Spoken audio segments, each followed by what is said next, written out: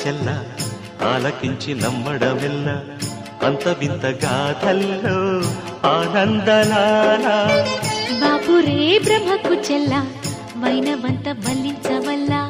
రేపల్లె వాడల్లో ఆనందలీలా అయిన వాడే అందరికీ అయినా అందడు ఎవ్వరికి అయిన వాడే అందరికీ అయినా అందడు ఎవ్వరికి